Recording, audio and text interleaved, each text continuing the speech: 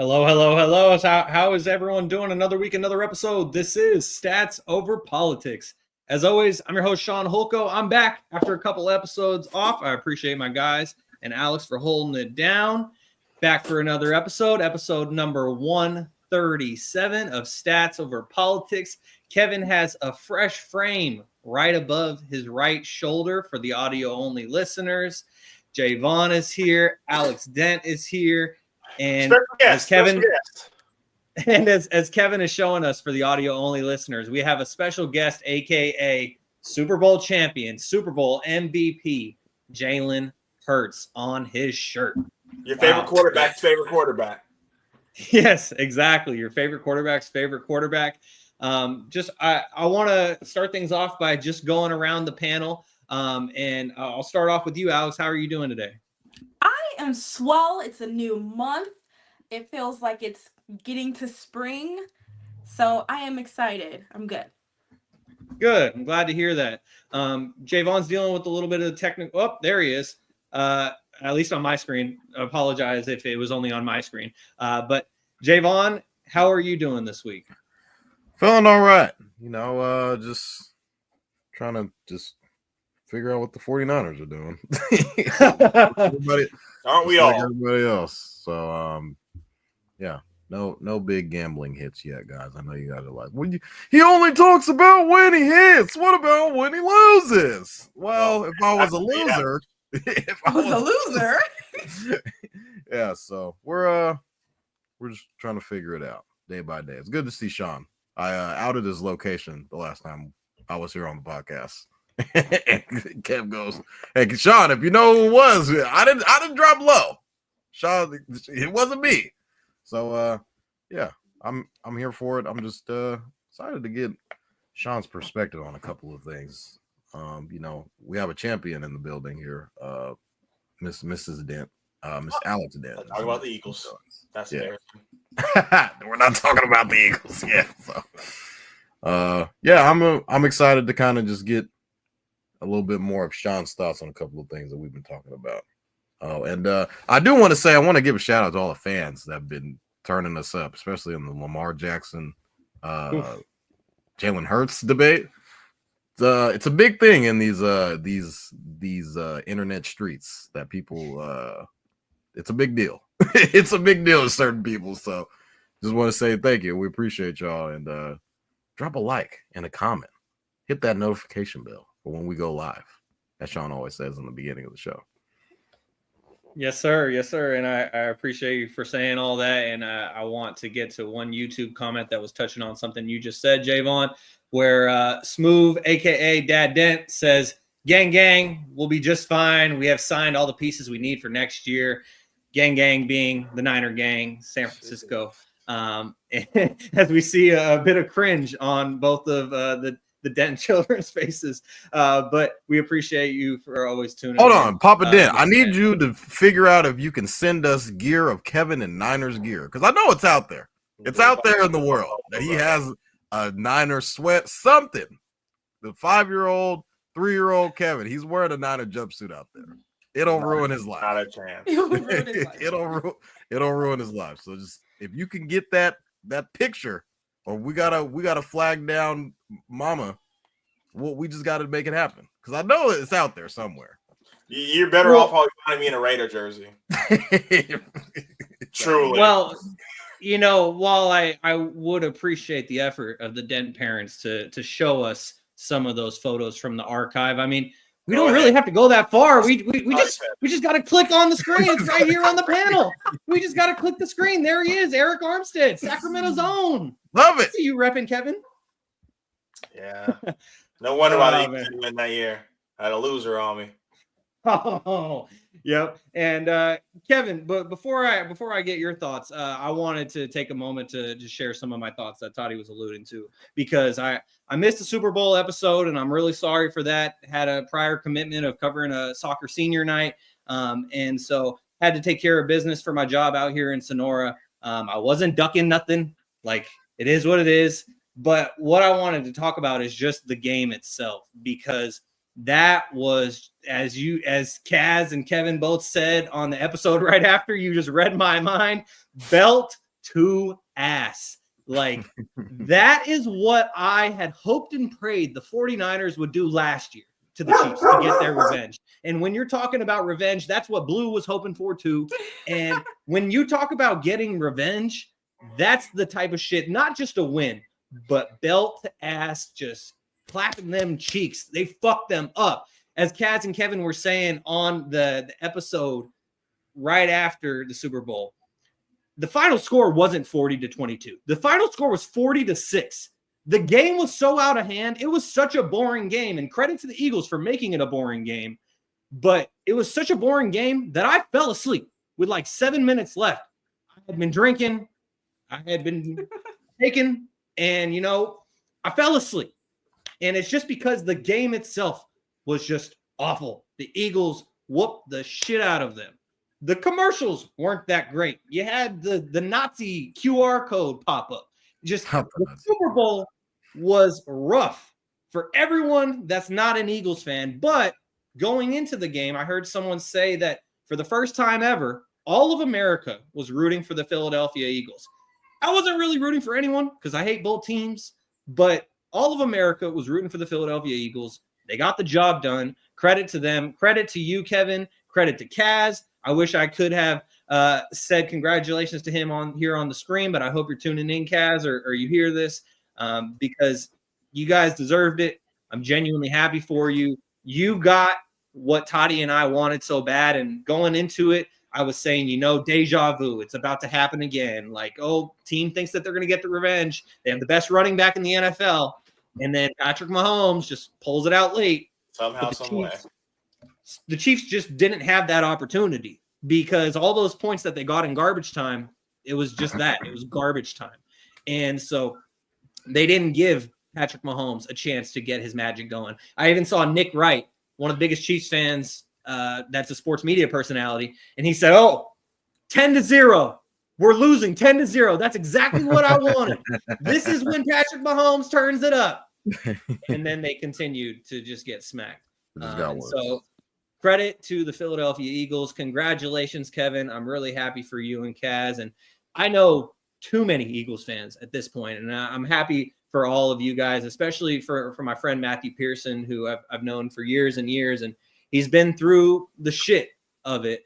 And so just congratulations to all the Eagles fans. And Toddy, I'm gonna pull a Eagles. Well, shout out to Rakeem as well, who tunes in to the podcast. Our friend Rakeem Wooten from Rosemont High School. But also this is a bit of a deep pull. Shout out to Karan Williams, because he and I back in high school, we used to debate so much about the 49ers and Eagles. And he's a 2-time Super Bowl champion in his lifetime, just as Kevin is. And Kevin, I know that you're feeling great as you display the 2 Super Bowl jerseys above your shoulders.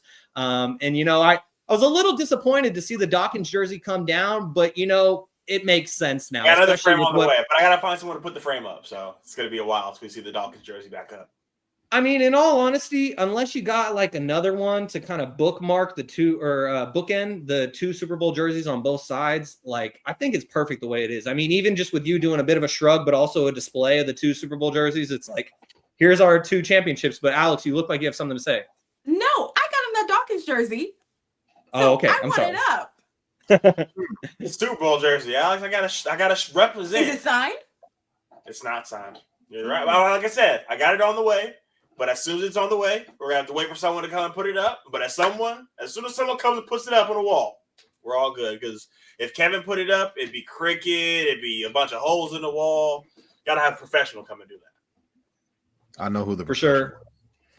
And a couple other YouTube comments I want to get to before I just finish my recap of what I missed out on is Smooth also says, he doesn't have the photo, Toddy. He could maybe find a photo in an Atlanta jersey, though, as Kevin displays for the audio-only listeners, a Michael Vick Atlanta Falcons jersey. And as Kevin explained to us, I don't even remember what episode it was, but it was like 6 months to a year ago. It was either me or Toddy asked the origin of how he became an Eagles fan, and he explained that it was because of Michael Vick. And when Michael Vick came back to the NFL and then he went to the Eagles, when Kevin said, all right, I'm an Eagles fan from now on, and he's been rocking with them ever since.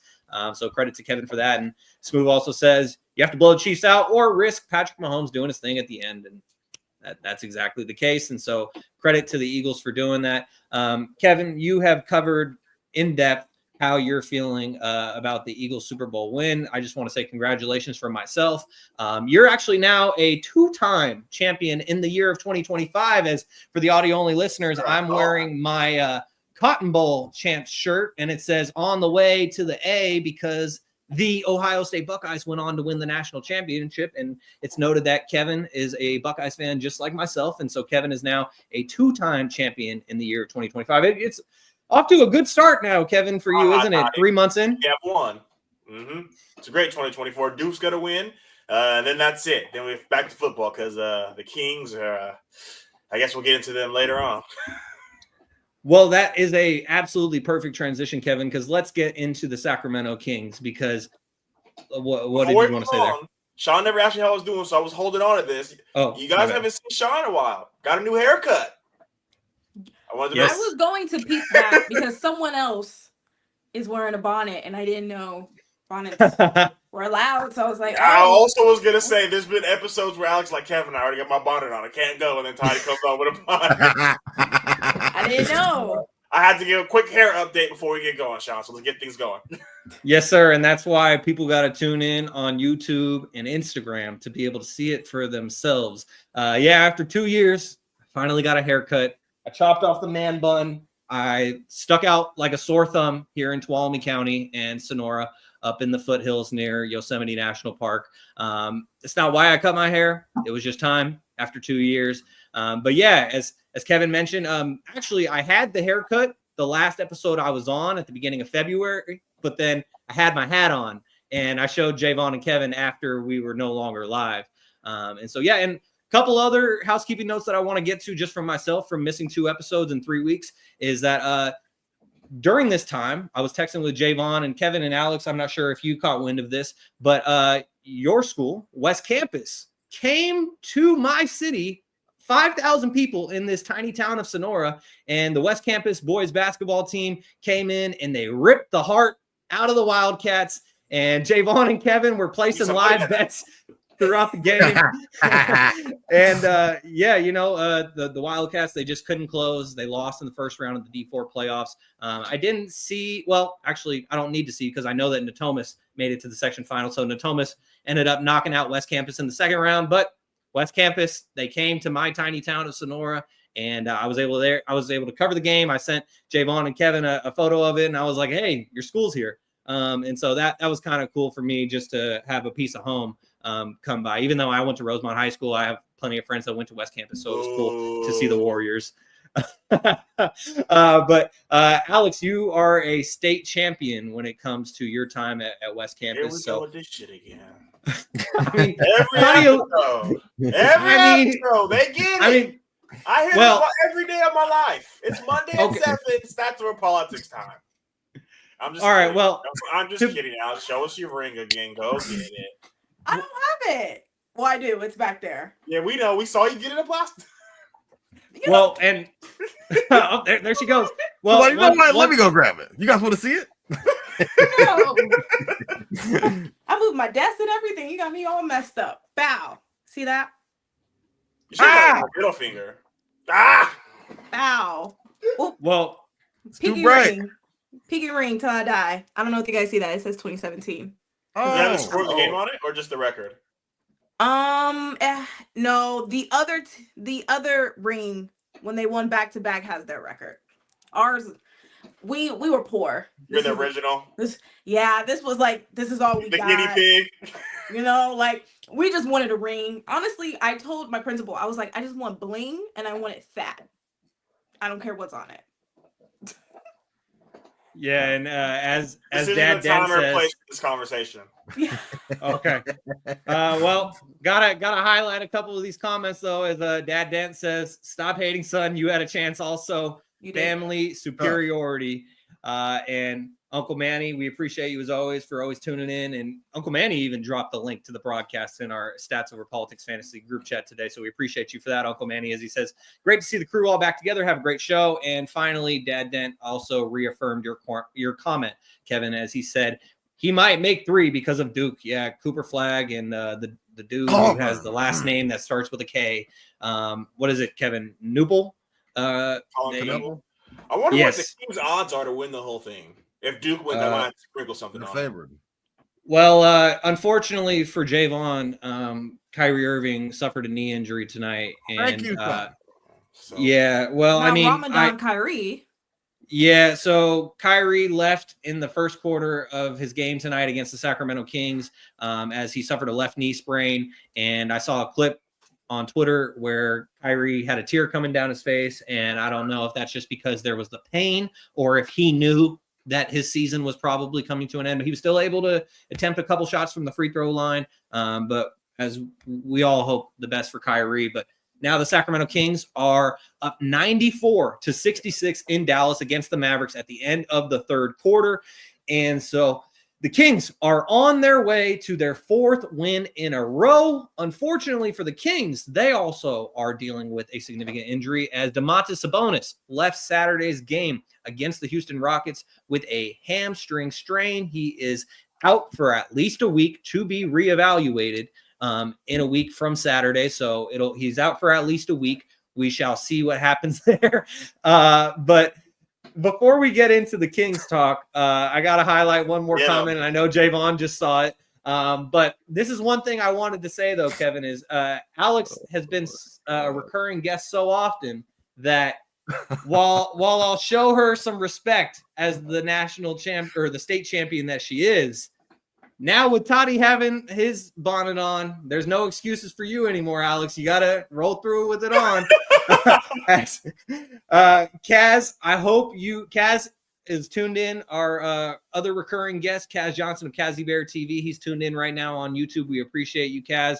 If you missed the first 10 minutes, I gave your Eagles your flowers. Please rewind to check that out. But what Toddy's reaction was is he said, Toddy out here looking like Whoopi Goldberg in Sister Act. Don't punch me, broski. What's up, fellas and lady? I'm tuned in. Oh, my gosh. We appreciate you guys for tuning in. And, you know, and even I'm in the comfort of my own home. That's and Smooth says the Kings won't win a chip in our lives. If Sacramento wants to see a championship, they're bringing back the Monarchs. Yes, and Vivek said he was going to bring back the Monarchs when he bought the team, and he lied. Yeah, he never exactly, Javon. He lied. So, anyways, let's not waste any more time, guys. Let's get right into it because I took 20 minutes catching up. Now let's get right into it as the Sacramento Kings are on their way to their 4th win in a row.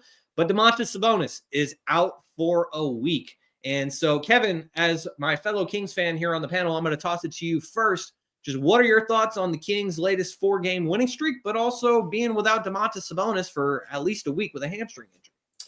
You know, when we signed Jonas Valanciunas, I was like, what the hell are we doing? We are assembling a senior home of Avengers and rolling it out.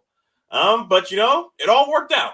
Unfortunately, like you said, Sabonis did go down, and we had some pretty huge games by Jonas. So him coming in and finally helping us solidify that big man role, giving us a shot blocker. Toddy and Alex have known we've been talking I'm pretty sure about since the Kings made the playoff run that they needed a shot blocking big. If we're able to bring in a shot blocking big, it gives us the best chance to go on and win games. We saw that against the Warriors in the first go round. We just didn't have the size. We don't have the size that comes with a winning culture. So now that we have a guy like that, I'm not saying we're embedded into a winning culture now, but you can see Max Christie's putting down the right steps. Zach LaVine's finally starting to play basketball. It's been a rough going for him start, but now he's starting to get rolling. We got Malik Monk doing his thing. So, you know, 4 games in a row. It's nice to see. Unfortunately, I don't really know how far we can take this. But if we can get a play-in spot, you know, who knows what the fuck can happen. Anything can happen in a single elimination game. So all steam ahead. And we'll kind of see what happens with this team as it plays out. Shaun, I've been asked all throughout this streak, does Max Christie deserve a shot at the head coaching spot? I think Doug Christie definitely does deserve to have a legitimate shot. And when Javon kind of asked us this question when Mike Brown was fired, Doug Christie was elevated to the interim head coach, as I said, playoffs, you give him a 2-year contract. Play in, we'll see how far they go. No playoffs, sorry, Doug, go back to the end of the bench or leave. Like, love Doug Christie, Kings legend, from the court to the broadcasting table to the bench. But that's kind of my thoughts on it, is if they get that top 6 seed, give that man a 2 to 3 year contract. If they get into the play-in, okay, we'll see how far they can get in that play-in tournament. If they don't make the playoffs at all and they're not even a top 10 seed, sorry, Doug, like maybe you can be an assistant again for the Kings, but that never really seems to work out where like you elevate a guy and then you're like, all right, I'm going to demote you now. They always end up leaving. And okay, I'll go be an assistant for them because I'm not going to be an assistant for you again. And so that's kind of my take on it. But Alex, what are your thoughts on the Kings' recent winning streak as they're on their way to, I mean, I can confidently say with them up 32 points with 10 minutes left in this game, they're going to be on a 4-game winning streak, but Sabonis has injured his hamstring. So what are your thoughts on that, Alex? I think, well, right now they're in the 9th spot. They might bump up because they're only half a game behind from the 6th spot. So I think if they just ride this wave for like the next week and a half or so, they'll be fine. But they're coming up against some real competition soon. Like they're playing the Nuggets, right? So I just don't believe in Valanciunas guarding Jokic. Like I don't think that's going to be a good matchup. You have the Spurs, they have a shot. You have the Clippers, who are right now in the 6th spot. You have the Knicks, the Warriors, the Suns, the Grizzlies, and the Cavs. So if they could just ride this wave, I think they'll be fine. I'm sorry, that What was a are you doing mistake. today? I What's going on? misclicked the button. I'm sorry. Oh, my bad, wrong button. Hey, yeah, no, like that was legitimate. I'm sorry. I was trying to click something else, but Alex, I didn't mean to interrupt your thought, but just for the audio only listeners, I accidentally clicked on High School Hooper Toddy from his days at Rosemont when I was known as RHS Sports Blog, and I was there on the sideline. But Alex, please continue your thoughts. I'm here for it. I'm just saying, I think if they ride this wave, I think they'll be fine without Sabonis. But they're gonna have to come up really clutch in some of these games, especially when they play the Nuggets, Clippers. You know, the Warriors are still in that play-in spot. I don't know where they are, but I know they're in that play-in spot. And the Grizzlies and the Cavs are gonna be pretty difficult for them too. So I think they'll be fine. I think they could get into the playoffs. They could avoid the play-in if they just do this right. Because I think the Mavs are in the play-in right now. The Mavs are done, right? So then you have the Clippers. I think the Warriors are in there somewhere. And then there's like another team kind of like in that play-in spot. So out of all those teams, I think the Kings can get to that 6th spot. But these next few games are going to be very critical for them. Most definitely. And Toddy, before I get your thoughts on this, I wanted to follow up on something that Kevin was saying in regard to Jonas Valanciunas, because I absolutely loved the pickup of Jonas Valanciunas for the Sacramento Kings. I used to hate him. I hated him so passionately. And it was because of Chimezie Metu, who I haven't thought about in years until the Kings acquired Jonas Valanciunas. And the quick backstory with that is that Chimezie Metu, like 4 or 5 years ago, went up for a dunk, and Valanciunas just slammed him to the ground. Metu broke his wrist, and so Kings fans collectively hated Jonas Valanciunas for that. But now he's a Sacramento King, and I'm quite happy about it. And the reason why I was so happy about the acquisition of Valanciunas before the Sabonis injury is because for years I have been wanting a huge center to play next to Domantas Sabonis, because Sabonis can handle himself against most centers in the league, but it's when he goes up against those shot blockers that he's undersized and he gets bullied a little bit. And so we've only seen Doug tinker with it a little bit, like in a couple of those games against New Orleans. But when you move Sabonis to the 4, you have Valanciunas at the 5, it's a slower lineup. But you can really bully teams and play old school basketball. And I feel like Sabonis could really thrive with that. Sorry, what did you say, Toddy? I said Twin Towers? We'll come up with a different name. We'll come up with a different name. Not Cleveland. Oh, wow. Yeah.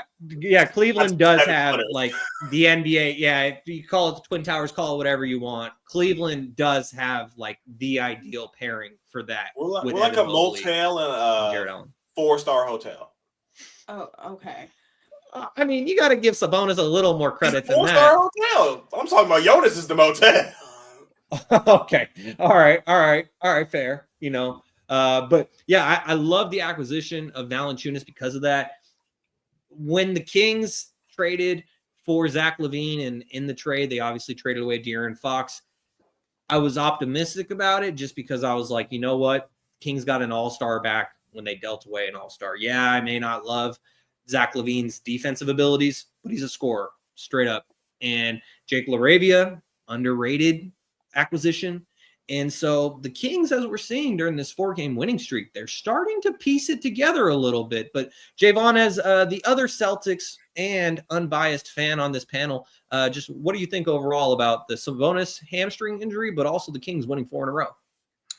I mean, it's looking like 5 right now. No, it's 3 going to 4.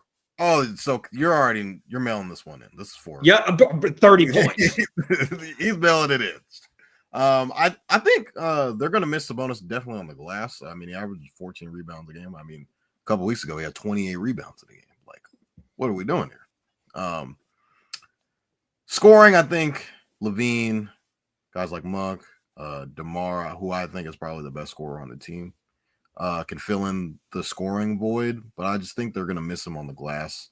They've been able to, I think this is one game, but I think they'll kind of be able to. I think he missed yesterday's game. if I'm not mistaken. The Rockets game, yeah. So well, he got.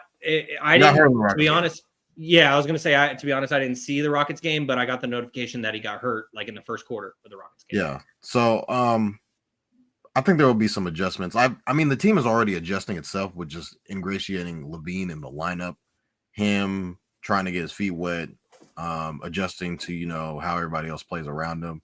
Malik Monk being in and out of the starting lineup. What's DeMar's role? I mean, everything's kind of still all out of whack. They're trying to figure out how to play with each other. But I think this is just a little bit of a setback. But if the Kings can continue to keep winning, Alex already mentioned they're like a game and a half out of the 6th spot. Can the Kings get a playoffs? Monty McNair is going to look like a freaking evil genius if the Kings make a playoff spot. Not play in, like if they are able to secure a 6th seed after all of the bullshit with the De'Aaron Fox and Mike Brown dilemma, he'll look like a genius. Vivek will be goddamn executive of the year if the Kings make a playoff spot after everything that's happened. But I think Doug Christie too. He'll look like one of the best coaches in the NBA. He'll get a contract. Shaun already mentioned if they're able to kind of weather the storm here a little bit, which doesn't seem like it's that far off because they're right in the mix of everything. They're only like game and a half from the 6th spot, 5 spot, a couple of games back. If they can just continue to keep winning games, they could be in the playoffs. And I don't know if that's good for them necessarily.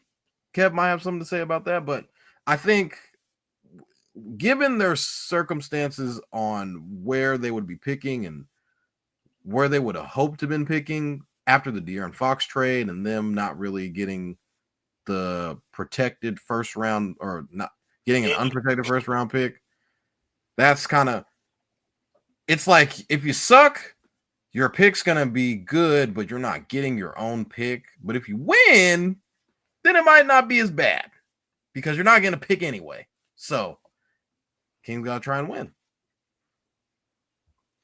Yep, that's a great point, Javon. And I just wanted to, before we moved on to our next NBA segment, Kevin, while you stepped out and had to take Blue outside, I had a bit of a producer error as I was trying to scroll up on the StreamYard panel, and I accidentally clicked on one of the many images that we have saved here. And the reason why I'm bringing it back up is because recurring guest Kaz Johnson of Kazzy Bear TV said, "Who the fuck is that? Nah, go back." And so, is it me? No, it's not of you. Me. It's of Javon at Roseland. Not with the goggles in the hand. Oh no! Yeah, Get the shit beat out of them. 18-32. The scoreboard is diabolical in the background. Tiny's like, fuck this. Oh, you can literally see it in his face. He's like, brother. I love you like a brother. The baggy tights is a whole different level of swag. Not the baggy tights. They're supposed to be skin tight. Back in my day, this was almost 10 years ago. Yeah, Grandpa. Dude. oh my god, yeah, that's an all-time classic. And so I genuinely accidentally clicked on it as I was trying to scroll up on the trackpad on my laptop, but it made for a funny That's moment. good, And the look on his face in this image is the You're look of, damn, I should have stayed at West Campus. I loved having you senior year at Rosemont, Javon, but the look on your face is like, damn, I should have stayed at West Campus. He said 18 points with 2 minutes left in the third. West Campus would have never did me like this.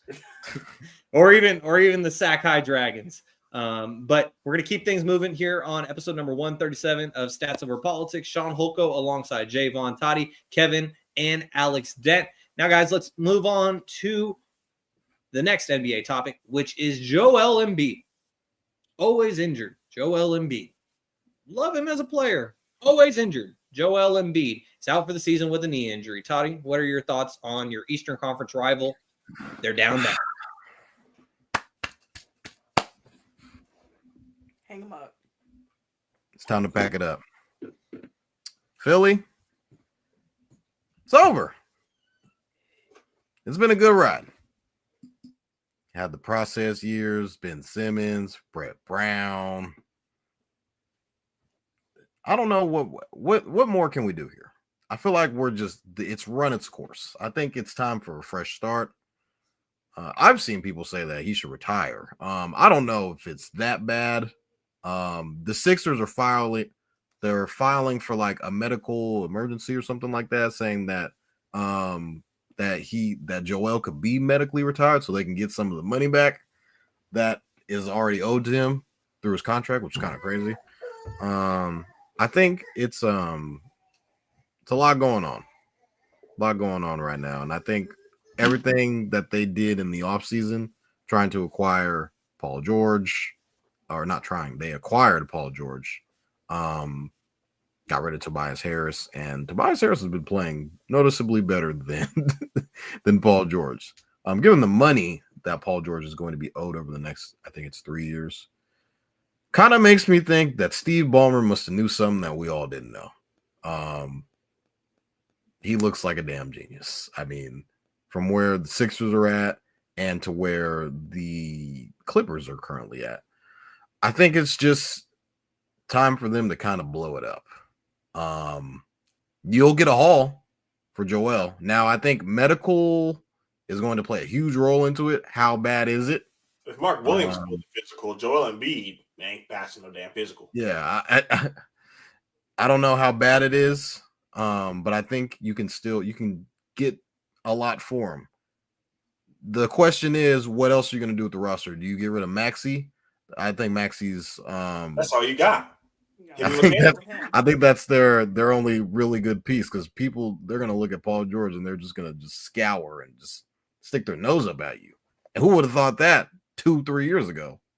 Yeah, if you would have been like, you want to trade who? Paul George? Sign me up. This 2-3 years ago. Now it's like I can't touch him with a 10-foot pole.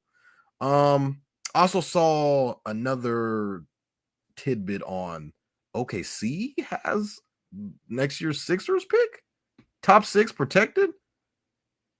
That is insane. That's the true reason I set him down. They said we afford to win. We need that pick.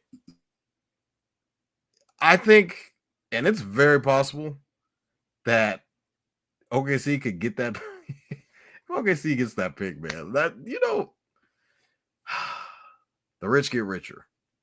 I think it's just you got to blow it up. I think it's just you tear the walls down in Philly. Now I know Philly's celebrating the NBA or NFL Super Bowl, but on the basketball side of things, I think their only bright spot of this season was Jared McCain, and he had that flash in the pan. He was hooping, tore his meniscus, so out for the rest of the year, which hurt because he was probably going to win Rookie of the Year. But I think just this team right now is just, it's gone all as left as it could go.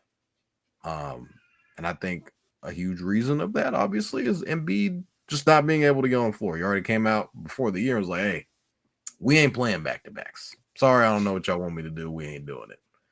Paul George's kind of been in and out of the lineup, but he's just been bad. He had to quit his damn podcast. He's been playing so damn Taking bad. a break. So, and I thought that, like, before NBA Central got shut down briefly, they tweeted about it, and then they got shut down. And I guess the Twitter gods or Elon, whoever, was like, "Oh, now you're tweeting factual information. It's time to go." But Paul George, literally had to step away from his podcast. Had to take the game more seriously.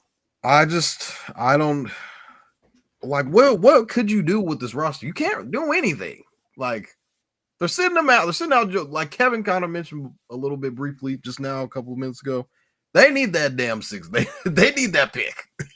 they are starving for something positive out of this season because it's just been so bad. I think Joel's time. We might have seen him play his last game in Philly. Okay, in Philly. For a second, I thought when you were saying like pack he's not retired. He ain't giving him $1 back. Yeah, that's fair. But Alex, as another Celtics fan and having the Sixers as a sometimes rival of Boston, just what are your thoughts on Embiid being out for the season with a knee injury? Well, let me just state this. Joel Embiid, I thank you for your service for your Team USA performance and giving us a gold medal. I'm glad he didn't get injured then. That was his last rodeo. He is done. I'm really getting tired of these teams blowing up their teams trying to get super teams or creating super teams, and they just fail. And then you just have to start literally ground up. Like the Suns are in the same position, but the Suns are getting overlooked because the Philly experiment is just so bad. And like trusting the process, you can't trust the process for 10, 12 years and get not even a conference final out of it. Like it's getting a little ridiculous. I do feel bad for the 76ers fans. I mean, they've been through it. They've been through it with Ben Simmons, and then they had just Joel and his injuries, and so I feel bad for them. But yeah, he should be out for the rest of the year, and he should probably retire. But he got us a gold medal, so shout out to Embiid, and shout out to the person who got him a U.S. passport. Yeah, apparently though, Embiid said he never wants to play for Team USA ever again. That's so fine. he got his gold medal and he did. It was definitely a one. Yeah. It was like him and Steph, one time, and we're done. Yeah, I'm fine. We're probably gonna lose in 28. That's okay though. We got 24. Yeah, Victor's coming for our throats. Yeah, like yes, he's coming. You guys saw the end. You guys saw the end of the Netflix documentary where like they left it on like a cliffhanger where it was basically like the beginning of a villain origin story. Like, yeah, it's scary. Victor, it's gonna be spooky. Yeah, he's gonna beat our ass, and I'm okay with that. But we got our gold in 24. So. We need our guys to turn into guys. We need Zion Williamson to turn into something. We need all the guys that have been. Zion will not be on my Team USA. No. Okay, well, I'm sorry, you're not Grant Hill. Oh. I don't know if you made that call. Well, Kevin, before we let Zion play 3 healthy seasons out of the 4. No, he's on the I'm US. done with Zion. I'm done with Zion. He might sit out one of the damn games, Kev. Brother, load management in the Olympics. Insane. That's what Kawhi would have done if he would have played. My gosh. For sure. And so, Kevin, before we get your thoughts on this topic, I just wanted to highlight one other YouTube comment from Kaz where he said, Embiid will just be another potential great. I don't know if I would necessarily say that because he has won an MVP. But when it comes to what he could have done on a team success level, yeah, the Sixers, like even when you look at Ben Simmons in his prime, like when I was advocating for him on Shaun and Vaughn, and Javon will never let me live it down ever. But Ben Simmons had a good run for like 3 to 4 years, and he was alongside Joel Embiid. And, you know, they messed up Markel's shot, as J. Cole said, all these different things. But, Kevin, what are your thoughts on Embiid being out for the season with a knee injury? You know, I say a lot of bad things about being a Kings fan, about how hard it is, about how bad it is. At least we've always been ass. You know, we had our 2 years of being good, and then we've just kind of been mediocre. But the process went from Joel not playing to Ben Simmons becoming Ben Simmons, the next LeBron James, to Jimmy Butler, to the doink, and how everything could have changed if that ball bounced out. And, you know, a lot of things just didn't go their way. Like Shaun mentioned. Was the team. That was the team. Yeah, that was the team. They had all the depth. That if any team was going to do it, because that means they would have played the Warriors in the final. Yeah, and as we saw, I mean, Warriors.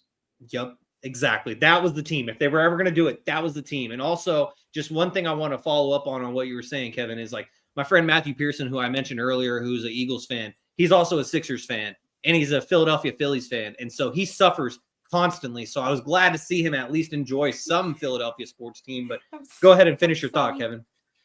It's hard, man. I couldn't imagine. You know, they it's crazy to think that you can see a draft photo of them having Mikal Bridges on their team and traded him away on draft night. Like they had the pieces. You know, they had the James Hardens of the world. They've tried everything to make this work. And Toddy kind of said, "Where do they go now?" James Harden was on the 76ers. Yeah, they've had a lot of guys. PJ Tucker was a 76er. Like, they've had a rotation of guys. And they've always been just a little short. They've run into teams like the Heat who have their magical runs. The Kawhi Leonard Toronto Raptors. Like, they've always been so close, but it's always been an injury here, injury there. Truth be told, if I'm the owner, if I'm cutting Joel's checks, and they say Philadelphia 76ers on it, you're not playing Team USA.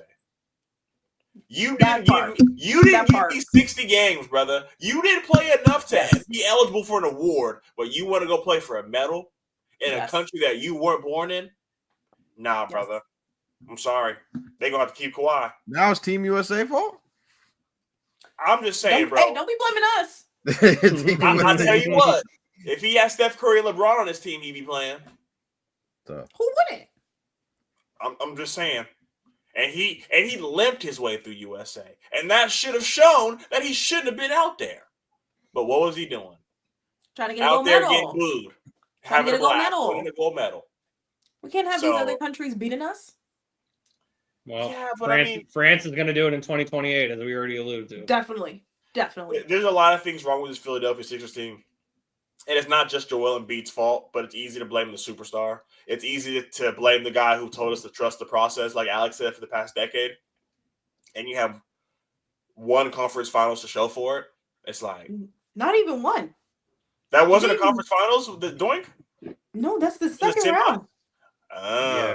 Oh, yeah, Joel's never been to the third round. They never made it. You're right, because I remember the USA photo. He's the only guy in there who didn't make it to the third round. Yeah. And to follow up on that too is like I see all these memes across X all the time where it's like this happened before Joel Embiid made a conference finals. This happened, like literally name anything. This happened. John Cena turned heel before Joel Embiid GTA 6 to the conference finals. Exactly. GTA 6 is going to come out before Embiid goes to the conference finals. So it's crazy. I don't know what to do if I was a 76ers fan. Like I mentioned earlier, you got two good young guys in Jared McCain and Tyrese Maxey. At this point, I'm gonna tell Tyrese, you got a girlfriend, take a trip, brother. You're not playing the rest of these games. We've tanked before blatantly, and we're gonna do it again. You're not playing. Go get a podcast. Go do whatever you gotta do. You already got a podcast. Don't show up to the practice arena. Don't show up to the games. Everybody on the G League team, you're getting 10 days and you're going out there. We are not giving the Thunder our top 6 pick because what in the hell would we do if they got that pick? Kev, can you kind of explain to what the unprotected, what this kind of means? Because I don't know if a lot of people. So it's top 6 protected. So if it falls, obviously 1 through 6, it's the 76ers. But if they get 7 through whatever, it's now the Oklahoma City Thunder pick. So it's not like football. So football, the worst record gets the first pick. And I don't know if you guys agree with this, but I think it should be the same in the NBA because it's kind of fucked that the Pistons have had the worst record and always get the 5th pick. Yeah, it's like crazy. I get you don't want to benefit. I get you don't want to get benefiting for losing, but it's like, how do you expect them to get any better? Yeah. Then every team will try to get the worst record.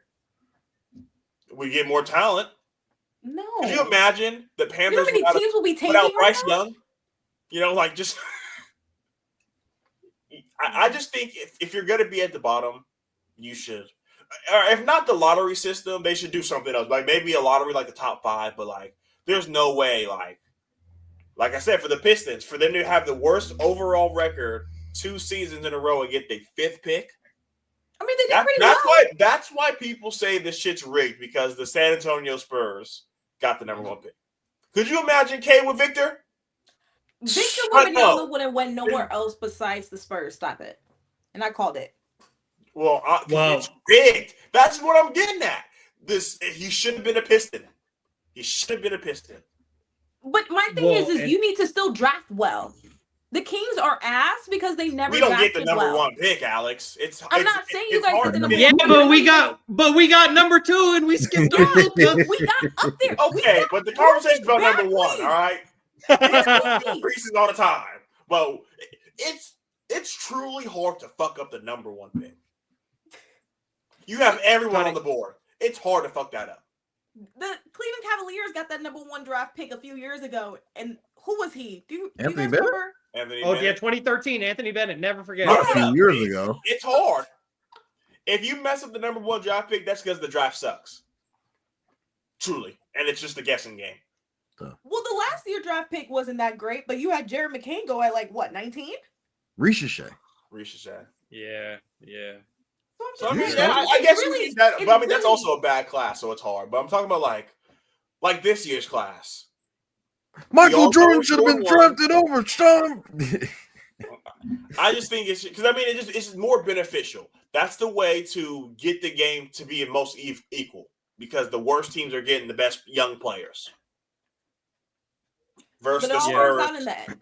Versus the The Spurs Pistons 2 are- years ago getting Victor and could possibly have 2 top 3 picks. How the fuck is that fair?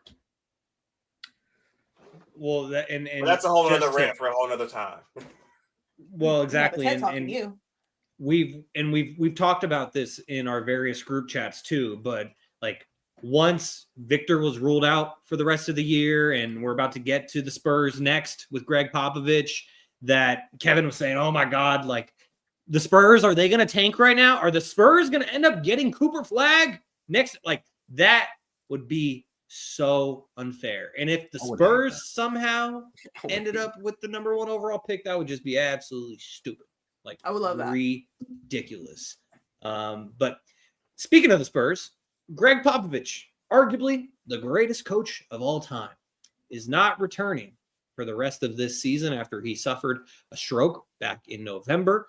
And the reason why I was asking Toddy a little early, but when he was talking about Embiid and saying like, oh, he may never play a game again for the 76ers, I kind of hinted at, oh, were you saying is he never going to come back? Because Kevin, that's what you've been saying about Gregg Popovich. That Gregg Popovich, his Hall of Fame career could be over. I feel like if he is physically able to, he will be back for at least 1 more year, maybe a couple. But, he was there for the beginning of the Victor Wembanyama era because I thought before they got Victor that Pop was going to hang it up. But then they get Victor, kind of reignited him, and now they got De'Aaron Fox, an NBA All-Star, to pair with Victor.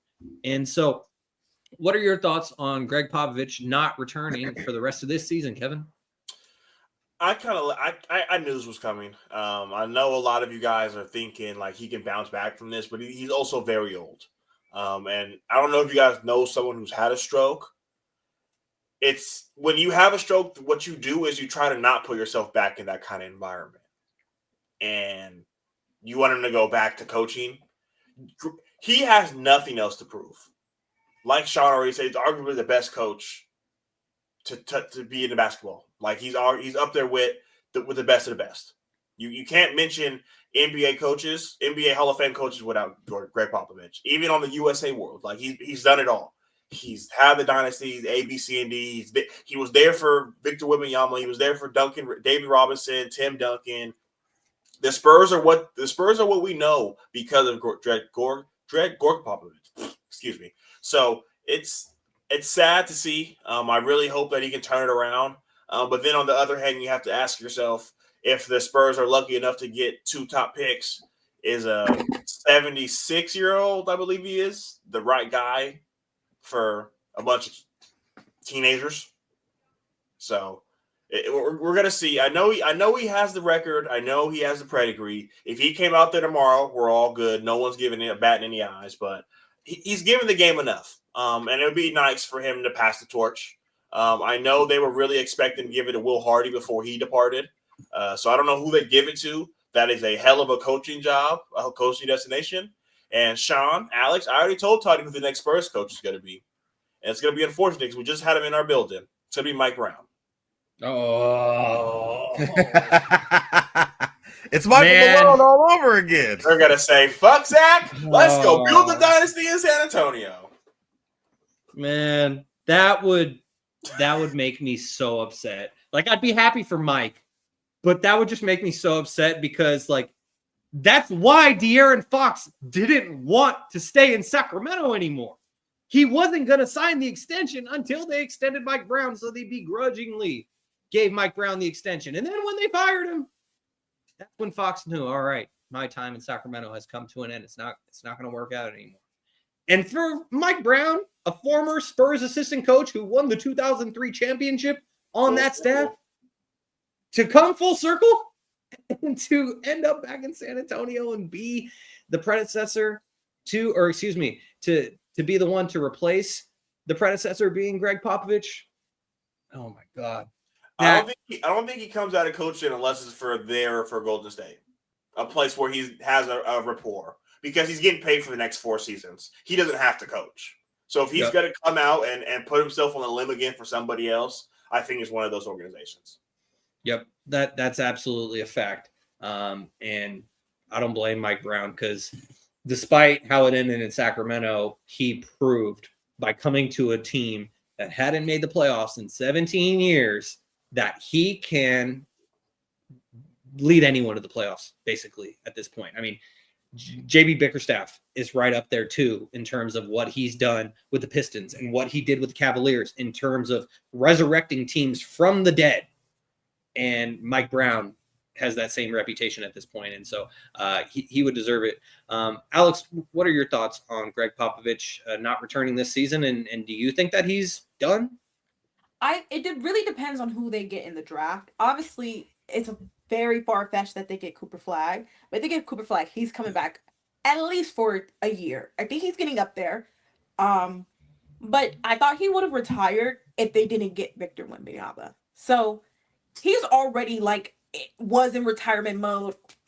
I'm done here. They got Victor. He's like, I'll come back, And I think he really wants to be there to at least set the foundation for these young players and then have someone else come in. But I know you guys like Mike Brown to take over his spot when he leaves. And I know that this head coach is coaching somewhere else, and that is the reason why they probably won't come back and coach the Spurs. But Becky Hammon was supposed to be the first woman head coach in the league. And I felt like she could have been a great pick for the Spurs organization to kind of give her the keys, because she's been she was with the Spurs for I don't know how many years. And I really felt like the NBA players really respected her opinion. And I felt like she could have made that jump. But she's doing great with the Aces. Maybe she'll come back. Who knows? I love that suggestion. That's awesome, because, I mean, she's already accomplished the pinnacle in the WNBA twice. And so, that would be awesome. But,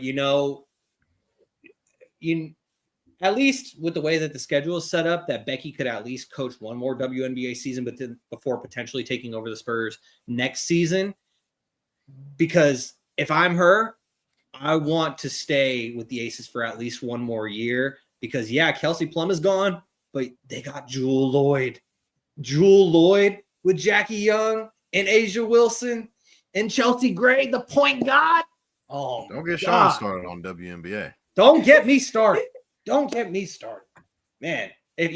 Becky Hammon, it would be a lot. She'd be coaching and working for 16 months straight or whatever the calendar would shake out to be. But that would be a hell of an opportunity for her back to back. But Javon, what are your thoughts on Gregg Popovich not returning this season? And do you think that his career is over?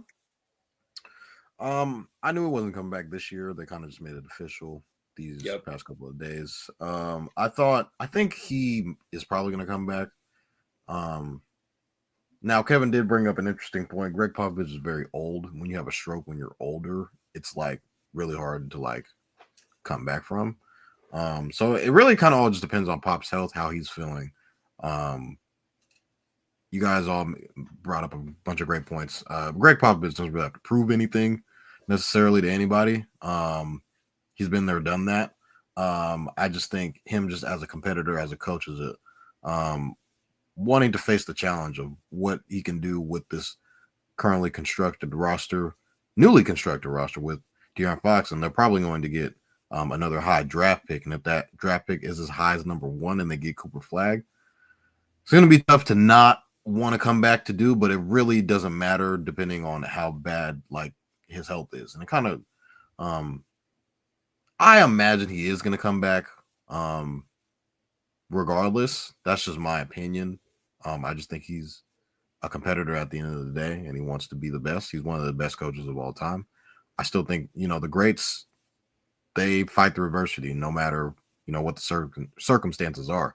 So I do think we'll see Pop coach another game as a Spur, as the Spurs head coach. So, I mean, Alex mentioned it when, he was kind of leaning towards being done, and then all of a sudden they get the number 1 pick. He signs an extension.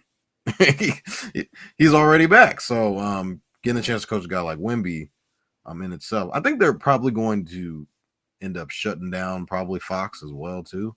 He might end up getting surgery on the hand that he hurt while on the job at another organization, but we're not going to speak on that. But I think that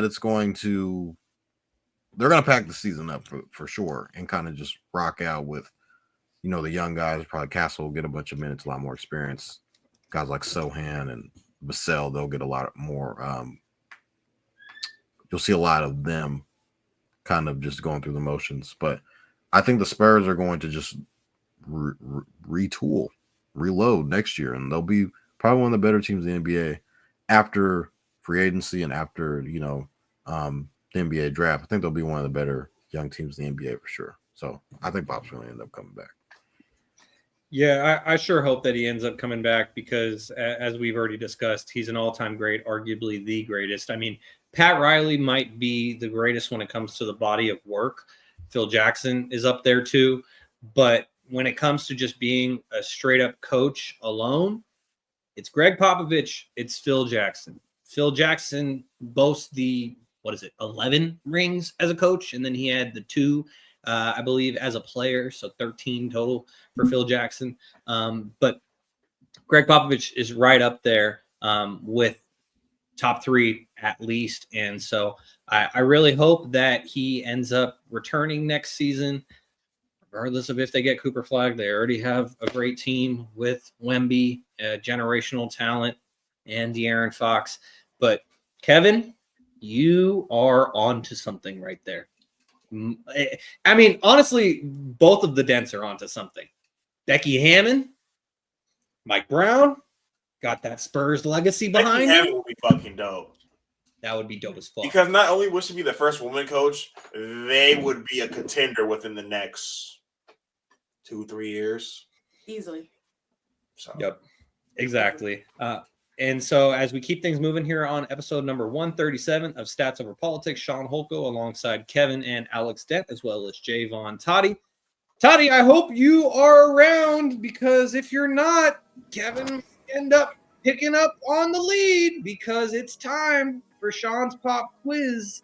And it's NBA edition for Shaun's Pop Quiz this week.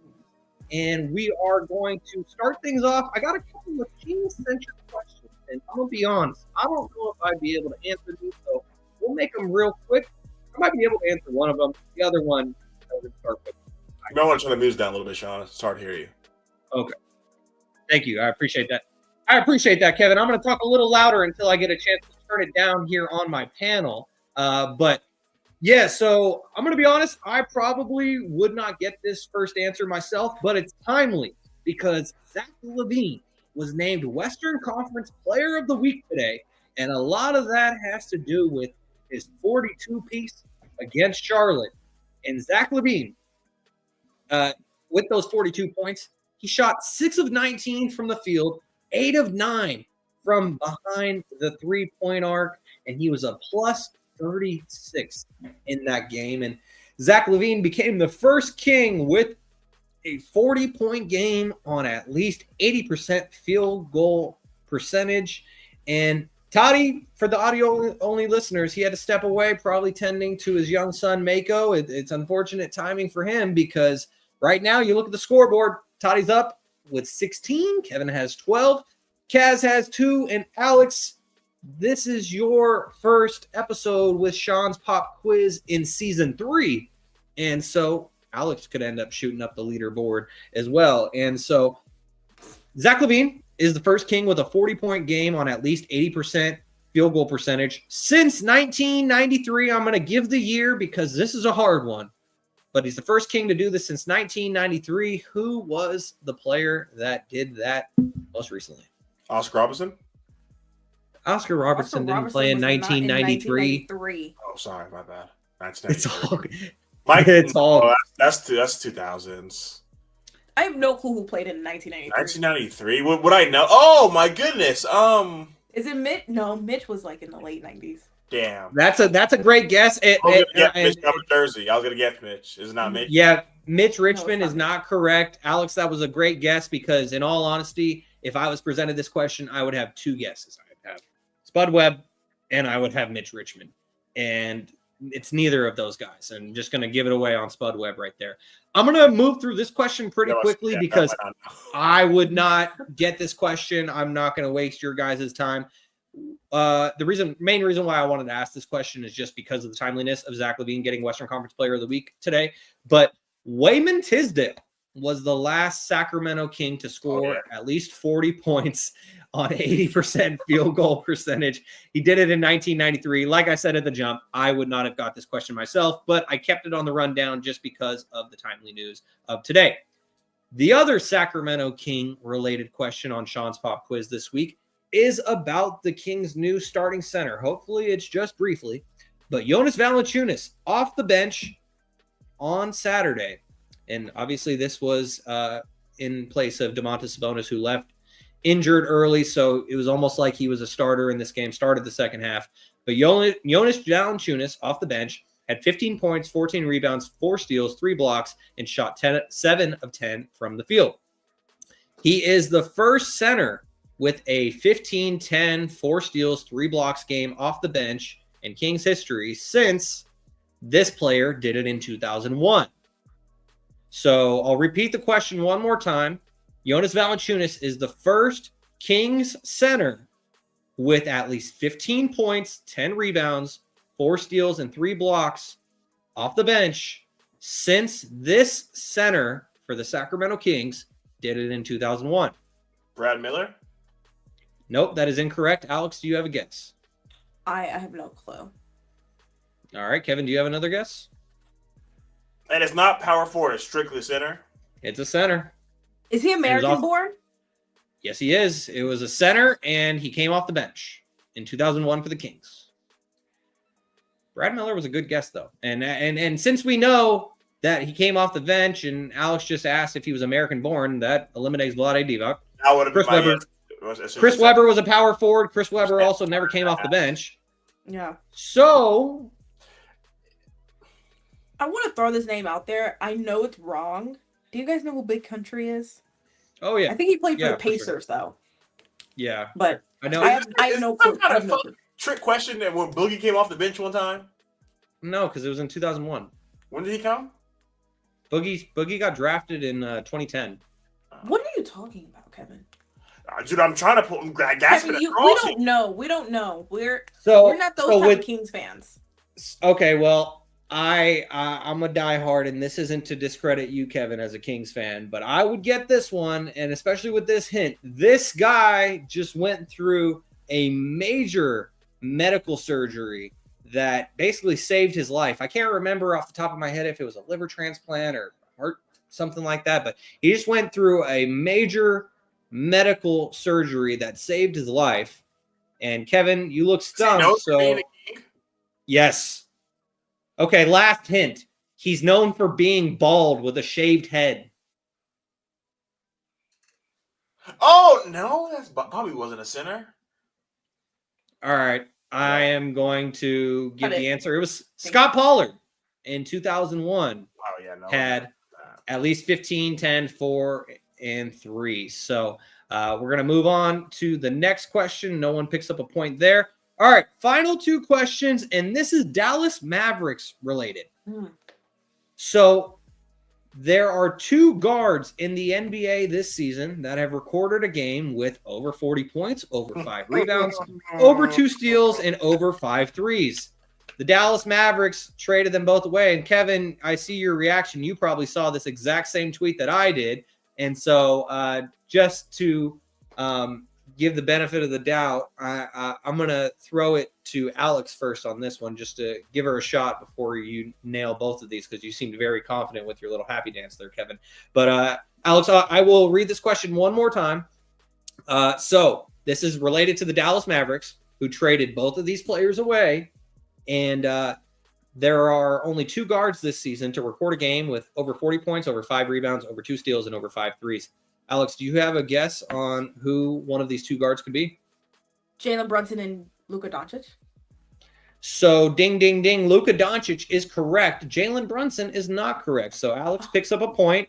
We got one more. I mean, hey, you got 1 out of 2. So Alex is on the board. Should be mine. I was gonna limit it to one answer or one guess, but we're gonna be nice to our recurring guest. And so, of course, and Kevin, I mean, you got 12 points right now. She's at 1, so give her a little grace. I guess Toddy. Yeah. I mean, you're 4 points behind Toddy, and right now he's taking a DMP because the next name is Quentin Grimes. Ding, ding, ding. That is correct. Quentin Grimes, who did it on Saturday was it on Saturday? Yeah, it was on Saturday for the Philadelphia 76ers.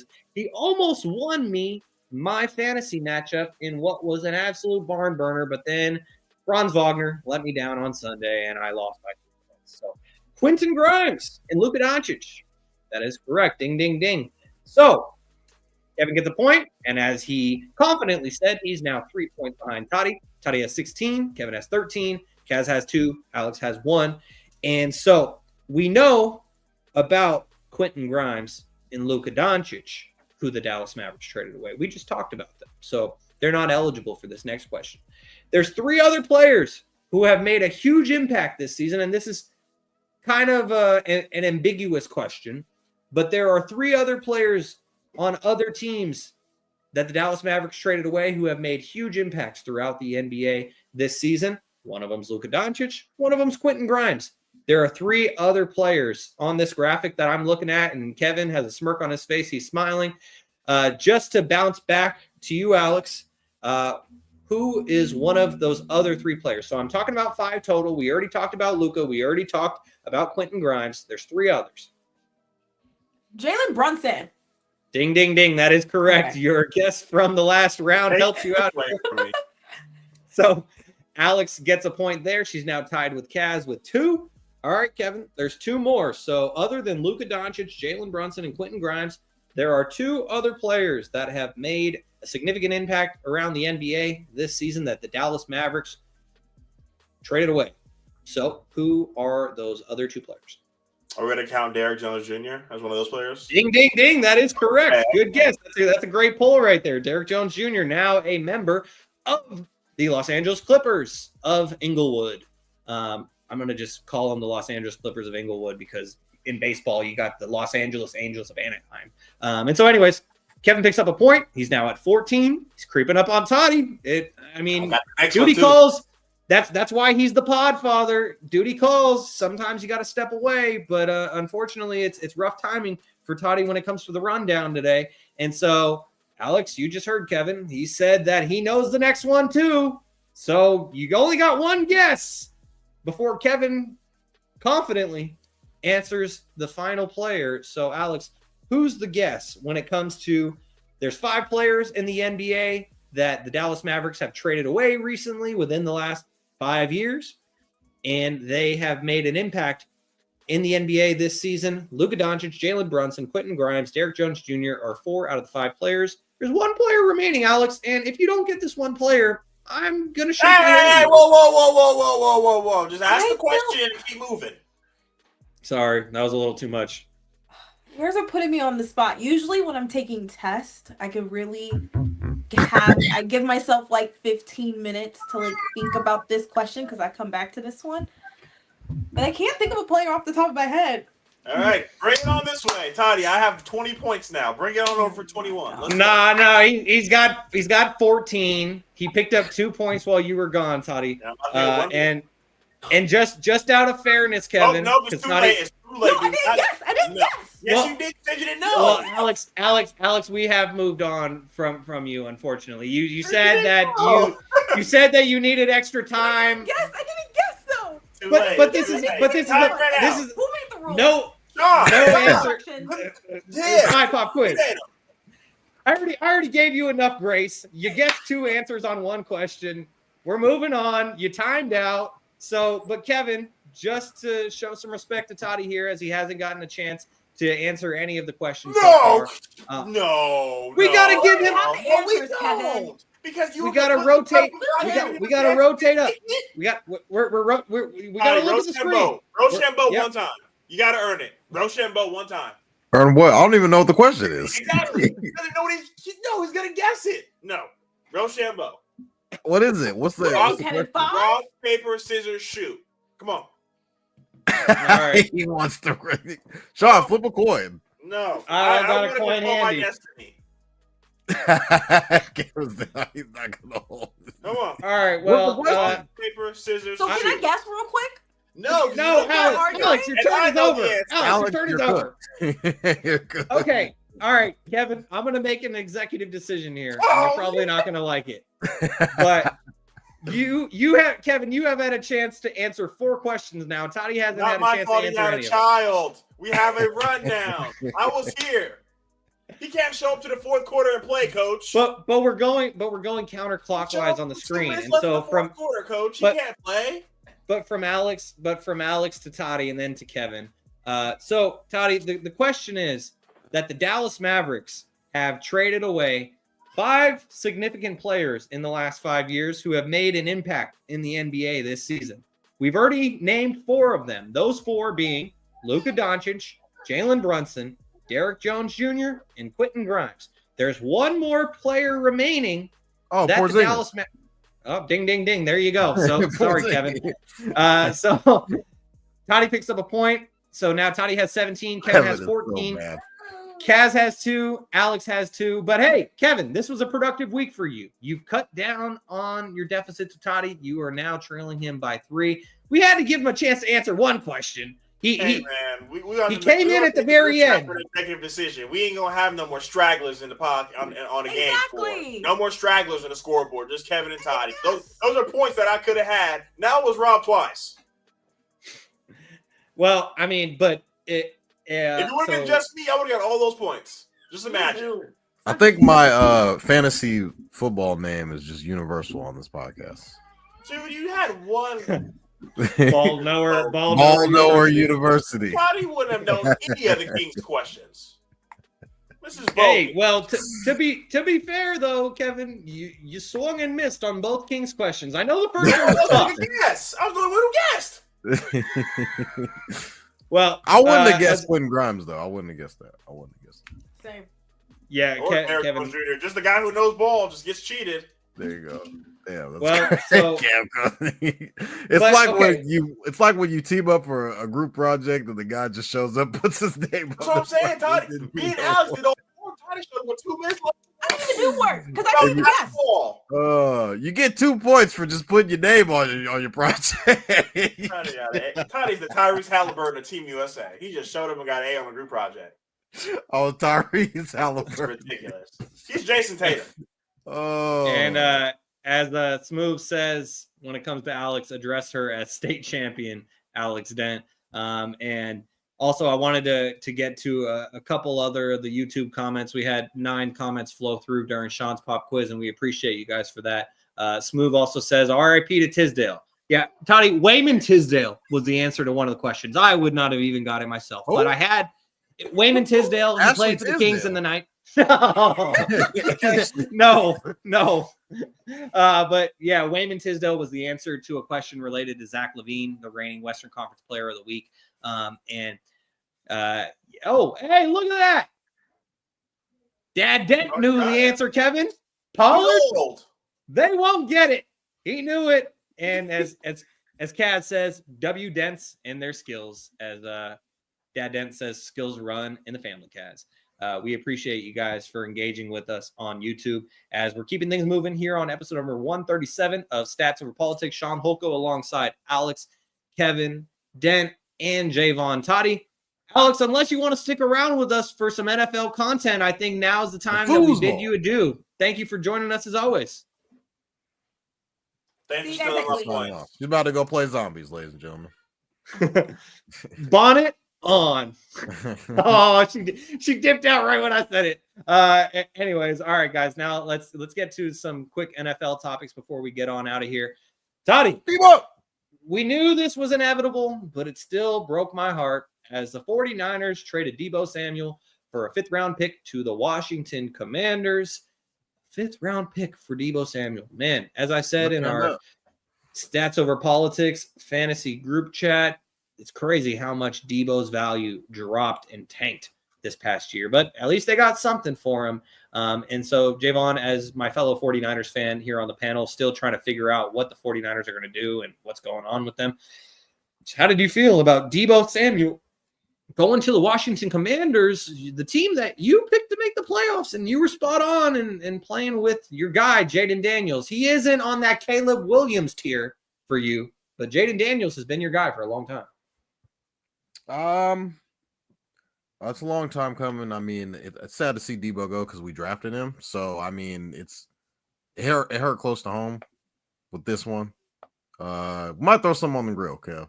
For Deebo. But no, I just think his time kind of just ran its course. He didn't play well I think he played well in the playoffs for us over the past couple of seasons, but just this last year it was just all the way bad. I'd say throughout as a whole, we had a bunch of injuries. Guys went down.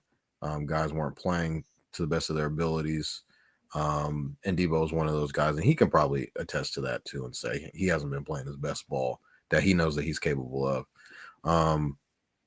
But seeing him getting paired, going to the Commanders is a great destination for him. And I know saying that a year ago, 2 years ago, it would be like sending him to Siberia or Antarctica. But now you got a guy in Jaden Daniels who literally changes the franchise overnight, gets to the NFC Championship in his first year. He did everything I thought Caleb Williams would do. And if I would have had Jaden Daniels' name on that graphic that's self-made for us, I would look like a damn hero, a genius, a prophet, some might Superman. say. Spider-Man. Spider-Man. All those heroes. But I think Kevin is a Deebo hater. And he's saying that just like Kaz. Yeah, Kaz is also a Deebo hater. I think he can definitely contribute to Adam Peters, the GM there, was there when we drafted Deebo. So you know what he's capable of. I think Deebo is going to be extremely motivated to ball out in his first year as a Commander on a new team. I think we'll see a rejuvenated Deebo. I think he needs to lose a little bit of weight. There are reports that are coming out from Matt Mayoka saying that he was like 20 pounds overweight. I thought it was a little bit visible over this past season, but I think he's going to be motivated going to DC. I think he's going to ball out. And he gets to see Kev's team twice a year. Last time he played him, had 3 touchdowns, 140-something yards. I'm just saying. That was the last time. But how soon they forget. But I'm excited. I'm rooting for Deebo. I have no ill will towards him. I don't know if there's anybody out there on the internet that's a 49er fan that's like, yeah, good riddance. He was a leader in the locker room. He was obviously, when you see all those, montages of guys leading the team out, it's Deebo and it's Trent Williams. So we're losing a leader in the locker room, so somebody else is going to have to step up. But I do think you're going to see a lot. I think Deebo is going to take a little bit off of Terry McLaurin. I'm not saying he's going to be that other guy that you got to watch out for. I just think the way that Deebo is used, he's a football player. You can put him at punt return, you can put him at kickoff, in the backfield, in the slot. You can use him anywhere. I don't know. He's not a true wide receiver, but he's a guy that can make plays happen. He can score touchdowns. So I think that's what he's going to be for the Commanders. Take a little bit off of Terry McLaurin. And I think Commanders are this is a foreshadowing of what the Commanders are going to do, because I think they're going to be aggressive in free agency and aggressive in the draft. Given the gap that it is between the Commanders and the Eagles, I think there's a gap. I think most fans, I think people with common sense can see that there's a gap between the Commanders and the Eagles. And you saw that in the NFC Championship game. Now, they did get they beat them. They split with them. No, Toddy, stop telling me. They split with them over the regular season. They beat Kenny Pickett. Kenny Pickett doesn't. Kenny Pickett's not on the Philadelphia Eagles. Not anymore. That goes to show how much we cared about him. Yeah, but I'm gonna let you talk. Let me finish, Kev. Oh my! I just think the Commanders realize that there's a talent gap between the Eagles and the Commanders. There's a big gap. And I think what we saw, this was the first trade of the new league year, which is kind of crazy. In free agency, I think Adam Peters is going to be extremely aggressive on trying to acquire talent. And I don't think it's going to be that hard like it once was. Jaden Daniels, people, their ears are going to perk up now. They're going to be like, playing with who? You see what this guy just did? So I think DC is going to be a place that people are going to want to go to now versus, Schneider, yeah, pass. DC, yeah, I'm good. Now guys are going to want to go play in DC. Yeah, and I just wanted to follow up on a couple things that Javon said before we get your thoughts on this, Kevin, because Matt Barrows, as Javon was saying, got confirmation on what Tim Kawakami was saying on his podcast about Deebo being 20 pounds overweight last year. And what Kawakami said, and I quote on his podcast is, I'm not going to say the number, but I asked what was Deebo's high point weight-wise last season, and it meshes with what you said a couple of weeks ago. Got really high, and there may have been reasons for that. Not able to work out because of pneumonia, not able to work out because of injuries, but that's a concern. I think the 49ers had that concern the minute he showed up in Santa Clara in 2019, and it never fully went away. Deebo quoted that report, and he said, 225 to be exact. Can't wait till the season start. Fresh start, new boat. And then Deebo followed that tweet up by saying, 49ers know where I stand with them, and it's nothing but love. Love John and Kyle to death. No bad blood, no way, shape, or form. They know I'm more than appreciative of everything they've done for me as a player and a man. Nothing but love with a red heart. And as a 49ers fan alongside Javon, I'll just take a moment to say thank you, Deebo, for everything you did for us. You carried us in that NFC divisional game when we played against the Packers, and we only scored 10 points. He sure did. He don't have a leg.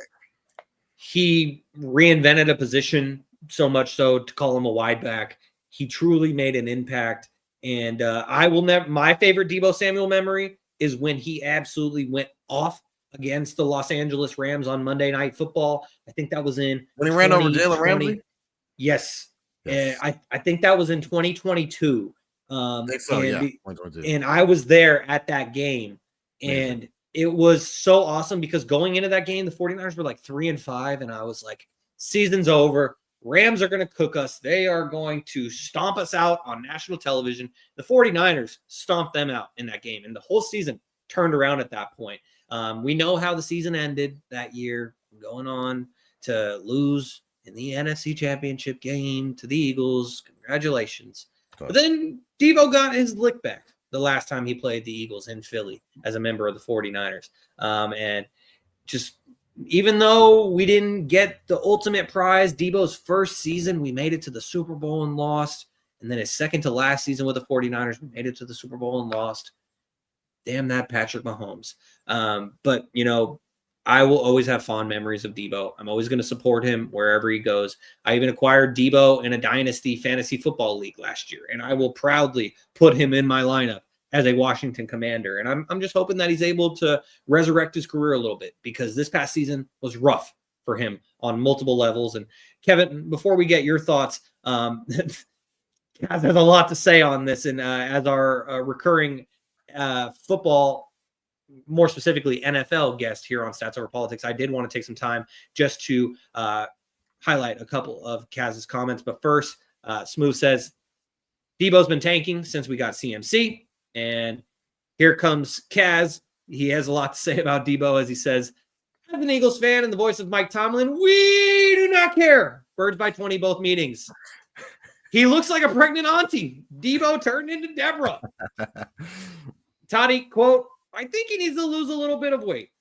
A little? That boy is pregnant. A gap is an understatement. More like a gaping hole. No one wants to go to DC. Have you seen our team? I'd stay out the East because Philly is going to run that for 2 more years expeditiously. The one thing I'll say about that is no team has repeated in the NFC East. Like the Eagles could get in as a wild card and then repeat as Super Bowl champions.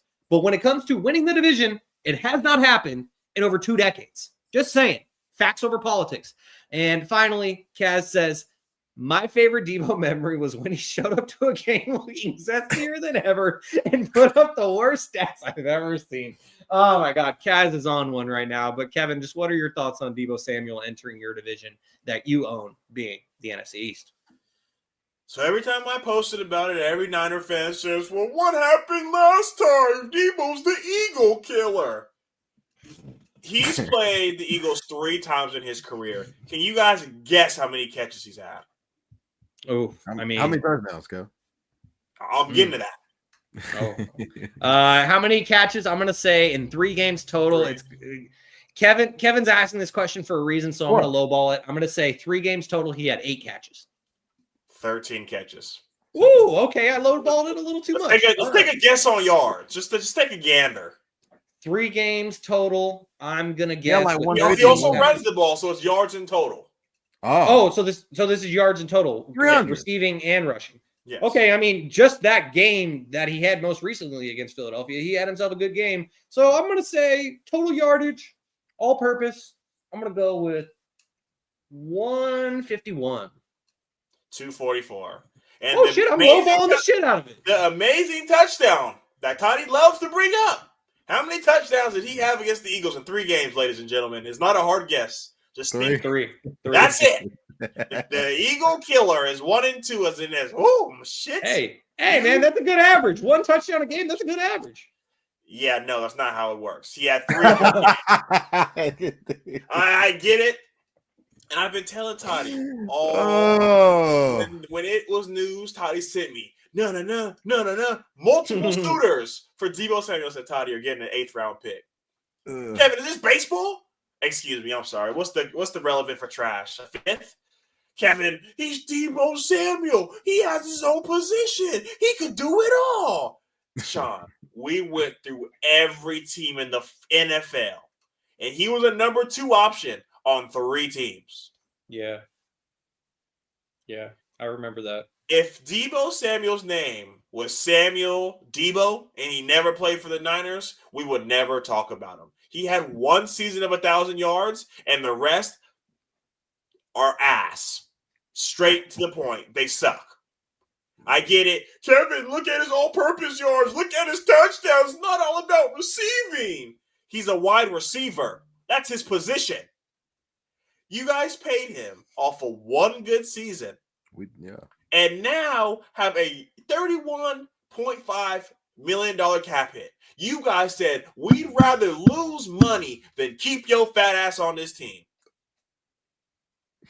Deebo had, if he did not play for the San Francisco 49ers, no one talks about him like this. Nobody. Because he's done nothing in his NFL career. If we just took away the name and I gave you these stats, you'd be like, oh, does he play in Germany now or something? 1 good season out of 8? There's no way he's still in the NFL, right?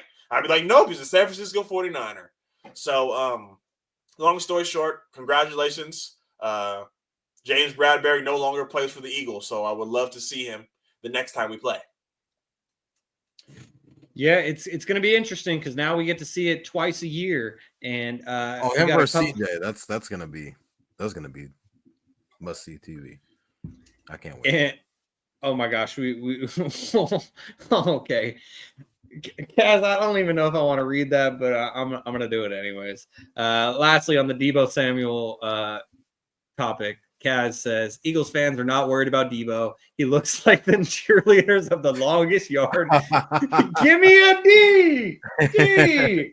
Give me an I. Give me a C. C. Cut the mic. We're done. We're moving on. But anyways, now we were talking about Deebo's impact as he's now going to play the Eagles twice a year. Speaking of the Philadelphia Eagles, for the second time in the last, Kevin, you can tell me exactly how many. For the second time in the last 3 years, he's been cutting. Yeah, the Eagles cut Darius Slay, big play Slay, today. As Kevin shows us for the audio-only listeners, he's holding up the Slay Jr. jersey. Is that Alyssa's jersey? Yeah. I can tell. I was going to say it's a little small for you there. But anyways, the point being, the Eagles cut Darius Slay today, as he will be released when the new year starts. And so, new Kevin, isn't it like March 16th? March 16th, 14th, something. Next week sometime. Yeah, a couple weeks. But anyways, the Eagles are going to release Darius Slay. This isn't the first time this has happened. Darius Slay, in addition to being on the Pick a Side podcast, excellent timely content to them. Shout out to you guys. You guys are a bit of an inspiration for us, so we appreciate you. But I wanted to talk specifically because Darius Slay has been making the rounds on podcast appearances. Pick a Side to one of them, but the other one is the St. Brown podcast that he was on recently. And he was even kind of alluding to this happening. And Amon-Ra St. Brown, Detroit Lion Amon-Ra St. Brown was saying, hey, like Toddy just said, homecoming? Is Darius Slay going to return to the team that he started his career with? I mean, he's got one ring now. He could maybe go for a second one in Detroit, Motor City. But Darius was saying, I hope I can. Basically, what Darius said is, I hope that I can return to the Eagles, but if I can't, then Detroit's an option. He was talking about how much he loved Detroit, how much he made an impact in the community, going to a bunch of high school sporting events, and he took a lot of talented players under his wing. And now a handful of those guys are in professional sports in the NFL and in the NBA, including Imani Bates, who I know Toddy and Kevin are both a big fan of. And so anyways, Darius Slay made an impact in Detroit. He made an impact in Philadelphia. We'll see what happens. It seems like what's most likely is he ends up returning to the Eagles. But Kevin, you're our expert when it comes to Philadelphia. What are your thoughts on this? So, it was real. It was a quarterback wasteland in Philadelphia before we got Darius Slay in 2020. We gave a 3rd and 5th round pick for Big Play Slay. Back when we called him Big Play Slay, now Shaun refers to him as Darius. It just goes to let you know how long ago that was. But he's been here for 74 starts, 9 interceptions, 56 passes deflected, 1 All-Pro season, 3 Pro Bowlers, and is a Super Bowl champion. Big Play Slay. If this works out and you do not become a Philadelphia Eagle to finish out your career, I just want to say thank you for all that you've done, all the mentorship, for Quinyon Mitchell to the Avonte Madisons, the Keely Ringos, the Cooper DeJeans, like it goes on and on and on.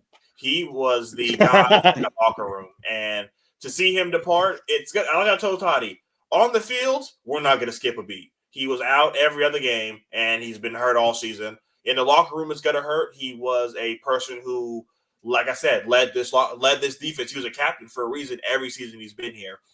And truth be told, the only way I see him not coming back is if there's a way in hell we can re-sign Milton Williams. If we can re-sign Milton Williams and also keep Zach Bond, then yeah, Darius, wherever you want to go, brother, by all means, go ahead.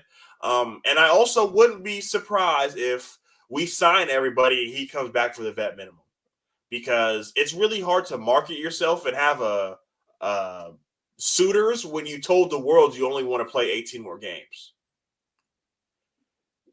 Who's going to want to pay you X amount of money for 18 more games? And I get it. It's really only between us and Detroit. If this happened last year, then you know what? Yeah, Detroit could be an option. They have to find a new coaching staff. I'm talking about equipment coach, quarterback coach, pass game coordinator coach. It's just Dan Campbell there. I don't really think this is going to be as big of a move in the free agency this go around for Detroit. Dan Campbell's going to have to show that he's a Sean McVay. He's a Nick Sirianni. He's a Kyle Shanahan. Like, no matter what, the system's going to go.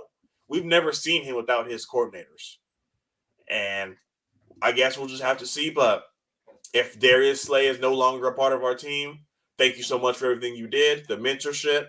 We love you. And when you retire, you know where to retire. You're going to come back and be an Eagle. Detroit. Why? What did he do in Detroit? They drafted him. You won a Super Bowl? He spent like 7 years there. You won a Super Bowl? Kevin, I'm just pulling your list. Did he have a Pro Bowl? Did he make an All-Pro team? I think he might have made All-Pro. I was about to say, I know for a fact that he didn't win a Super Bowl, but I was looking at his Wikipedia page earlier, and I was about to fact check that because let's see. He was actually first team All-Pro in 2017. Well, if that's the case, then it hasn't been That updated was- to his Wikipedia page. Oh no, you're right. He was second team. Fucking James Bradbury was the guy who was first team. Yeah, so Big Play Slay is a member of the Detroit Lions from 2013 to 2019. First team All-Pro in 2017. He made the Pro Bowl from 2017 to 2019, as well as doing it with the Eagles from 2021 to 2023. And in that first team All-Pro season in 2017 with the Detroit Lions, he was the NFL interceptions co-leader. So, hey, He Big made more Play Pro Bowls Slay. than us. Yep, Big Play Slay.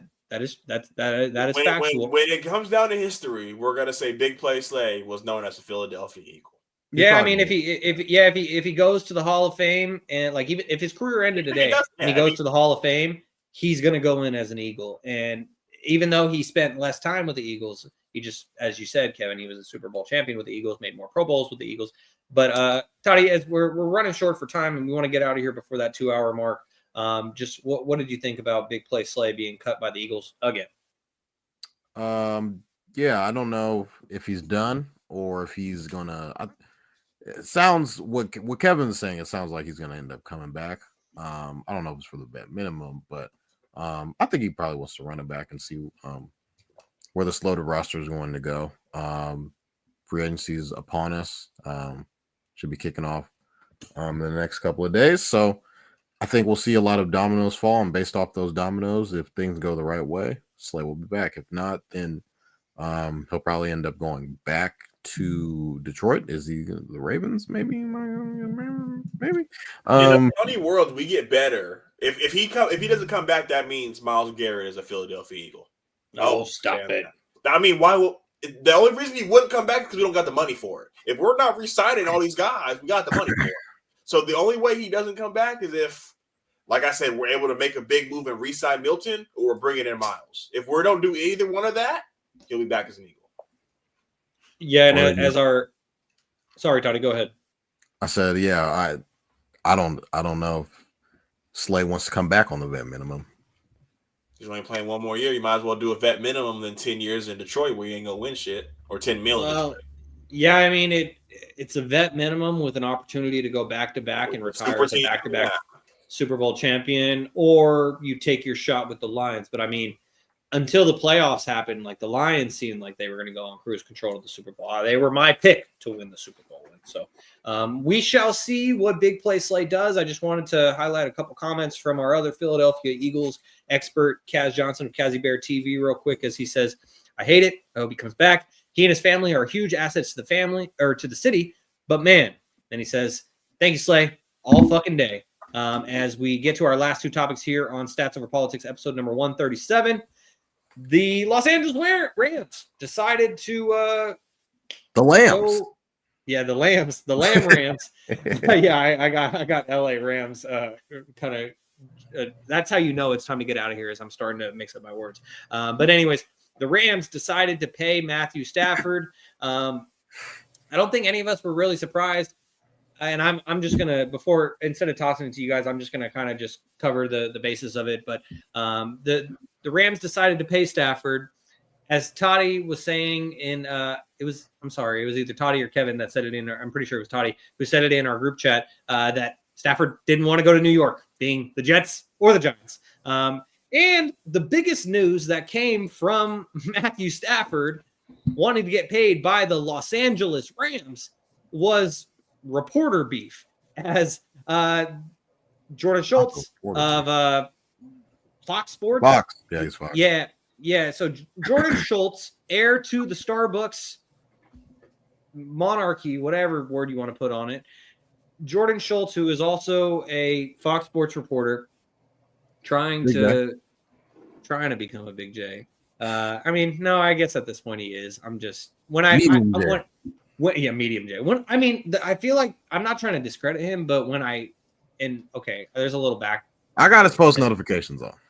Okay, well, there you go. So that says it right there. But anytime I think of Jordan Schultz, I just think about him in the same conversation as like Schefter and Rappaport being who he had beef with at a Starbucks in Indianapolis.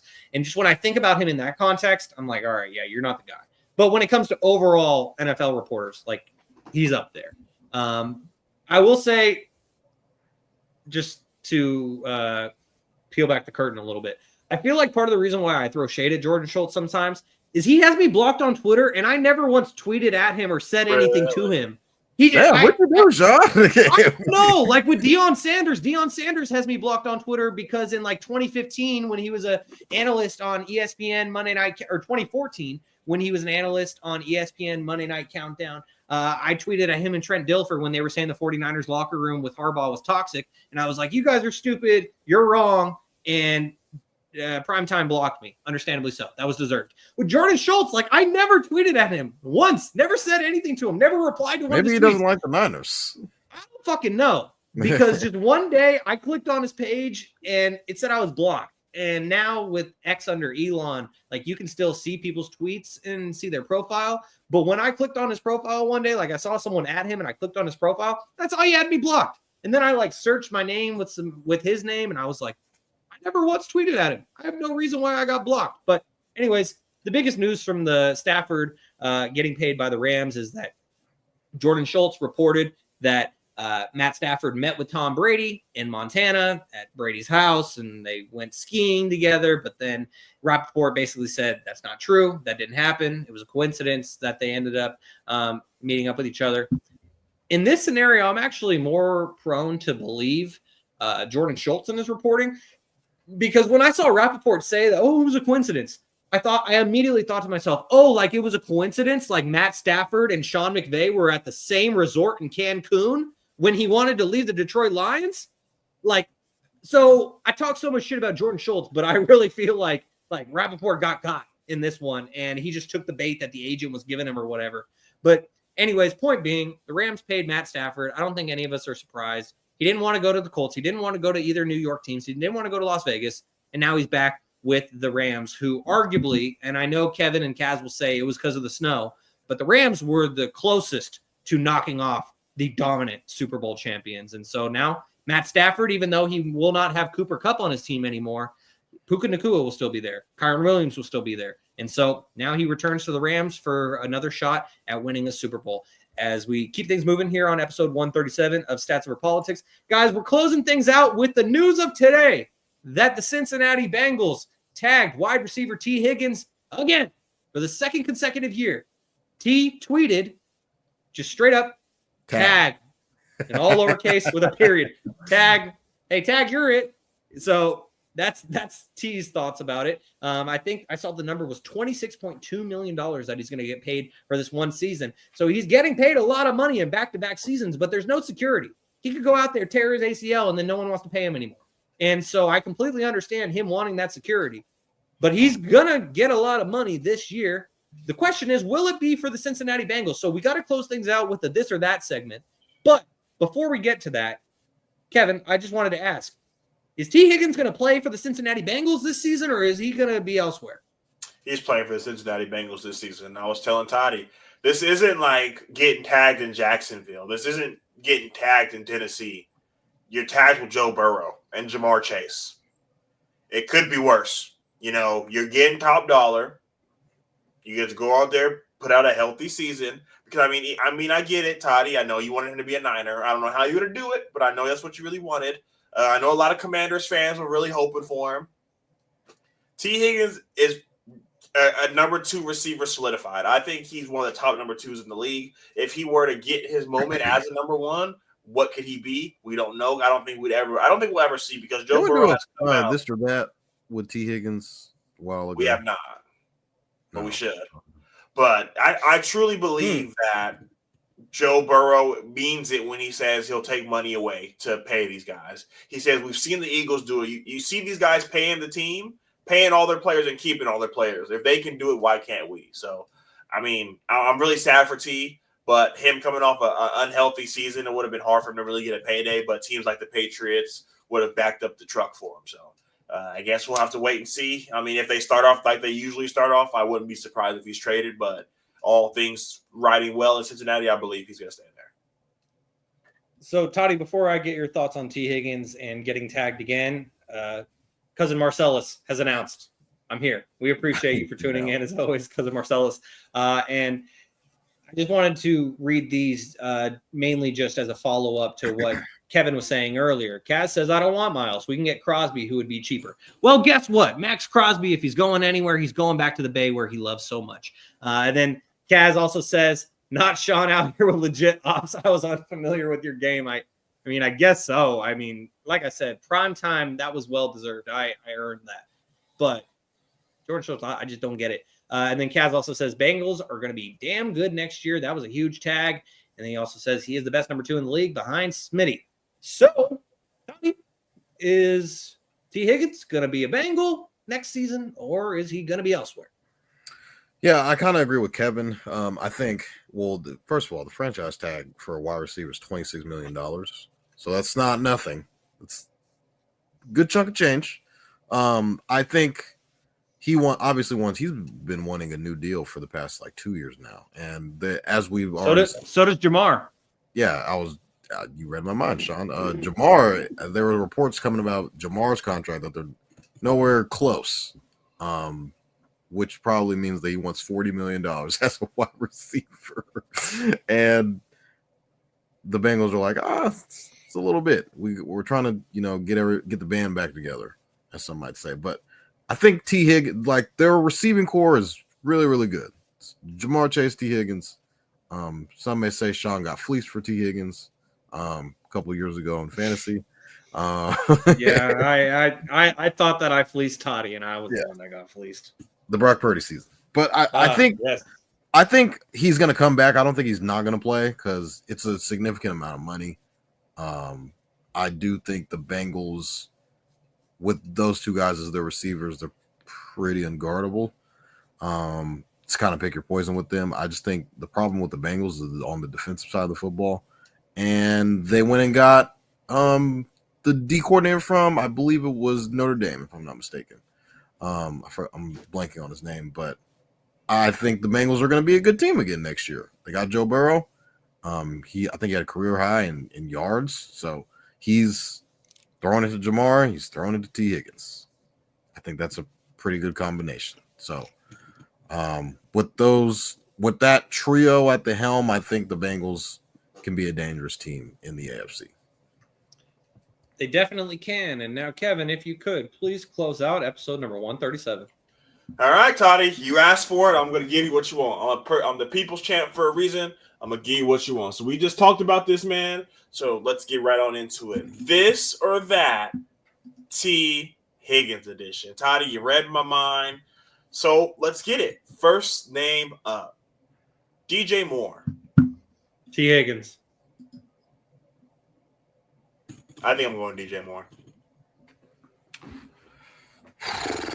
Well, my thing is, like, just to give some analysis on my thoughts, is like T. Higgins hasn't had an opportunity to prove himself as a number 1. DJ Moore has, and I'm basing my opinion on potential of what T. Higgins could do as a number 1. Who's younger? Do you know, Kev? I think T. Higgins. Is that a trick question? No, like T. Higgins is obviously a lot younger. Is he? Yeah, DJ Moore was in Carolina before this, bro.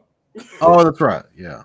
Give me. I'll say well, only by a couple years. DJ Moore 1997 and T. Higgins 1999. Oh, so not too much. It's Kev's age. So give me T. Higgins. Next name, George Pickens. T. Higgins. T. Higgins. I'm going T. Higgins as well. Marvin Harrison Jr. Oh, another potential question. How good? I mean, I feel like I cannot wear this shirt and not say Marvin Harrison Jr. I'm sorry. I'm biased. Doesn't matter. I'll say Marvin Harrison Jr. Next name, Jordan Addison. I'm going Jordan Addison. Jordan Addison can go deep. T. Higgins is like a physical guy. He's not really going to take the top off of defense, but give me J.A. Jordan Addison is one of them ones. I'm going Jordan Addison. This is going to be an interesting one. Cortland Sutton. Oh. T. Higgins. They're kind of the same player. Dude, I think I'm going Cortland Sutton. I'm just a huge believer in T. Higgins once he gets that shot of being an Cortland Sutton's been doing it for a minute too. But like the thing is though, is like T. Higgins is playing behind, if not top 2, a top 3 wide receiver in the NFL. The only reason why I say top 2 is because we know Jetta is right up there. But Jamar and Jetta are like going back and forth of being the number one wide receiver in the NFL. And T. Higgins is playing behind one of those guys. And so that's why my answer is going to be T. Higgins on a majority of these. I'll say T. Higgins. Next name, Jackson Smith-Njigba. T. Higgins. Oh, okay, same deal. Give me Jackson Smith and Jigba. So, I mean, they're both number 2s, and Jackson Smith-Njigba has been that guy, and he showed it this year. So I'm going to go with Jackson Smith-Njigba. Next name, Ladd McConkey. Oh, T. Higgins. T. Higgins. We've seen Ladd as the number 1, though. Give me T. Higgins. I'm going to go Ladd. Next name. Or no, last name, Brandon Ayuk. Oh, you know what you were doing with this, Kevin. Tough. What a way to end it. I'm going T. Higgins. Okay, if you asked me this question before last season, I would have said Brandon Ayuk. At this point, give me T. He's hurt. Yeah, he's torn ACL now. Well, I mean, healthy, would that change your opinion? Yes. No, because what I saw from Brandon Ayuk after he got paid before the injury, like it was a small sample size, but I'm a huge believer in T. Higgins, and yeah, like I said, if it was before last season, I would have said Brandon Ayuk, but at this point, give me T. Higgins. And so that's going to do it for episode number 137 of Stats Over Politics. If you're enjoying the podcast, please give this video a like and subscribe to help us continue to grow. We would really appreciate it. And hit subscribe to get notifications when we go live. You can follow us on Instagram and TikTok at Stats Over Politics and on X at Stats or Politics. Make sure to subscribe, rate, and review on all podcast platforms. And if you're enjoying the show, give us those 5 stars. We'd really appreciate it. As you guys have been tuned in to episode number 137 of Stats Over Politics, for my guys, Javon Toddy, Kevin Dent, Alex Dent, and Kaz Johnson, I'm your host, Shaun Holko. Thank you for tuning in, and we will see you next week on another episode of Stats Over Politics. Peace.